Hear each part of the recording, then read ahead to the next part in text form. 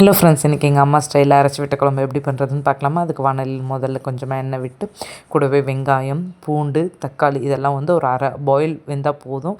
இது கூடவே வந்து நான் வீட்டில் அரைச்ச மிளகாப்பொடி, மஞ்சத்தூள், கொத்தமல்லி தூள் இதெல்லாம் போட்டு கொஞ்சம் நல்லா வணக்கினதுக்கப்புறம் கடைசியாக வந்து ஒரு மூடி தேங்காயை வந்து நீங்கள் கீண்டி போட்டாலும் போட்டுக்கலாம், திருகி போட்டாலும் போட்டுக்கலாம். நான் வந்து கீண்டி போட்டிருக்கேன்.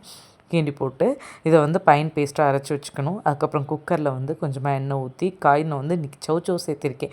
உங்களுக்கு என்ன காய் வேணுமோ நீங்கள் அதை சேர்த்திக்கலாம் தாராளமாக. அது கொஞ்சம் நல்லா வணங்கினதுக்கப்புறம் நம்ம அரைச்சி வச்சுருக்க விழுதை ஊற்றிட்டு ஒரு கொதி வந்ததுக்கப்புறம் தேவைக்கேற்ப தண்ணி ஊற்றிட்டு இதுக்கு முதல்ல தாளிப்புக்காக வந்து வடசட்டியில் எண்ணெய் விட்டு கடுகு, கொஞ்சமாக சீரகம், கூடவே வந்து 2 வரமிளகாய் இதுக்கு சேர்த்துனதுக்கப்புறமேட்டு கொஞ்சமாக கருவேப்பிலை இது சேர்த்து நல்லா வெடித்து வந்ததுக்கப்புறமேட்டு வந்து கொஞ்சமாக பெருங்காயத்தூள் சேர்த்துக்கோங்க. நல்லா வாசமாக கமகமன்னு இருக்கும்.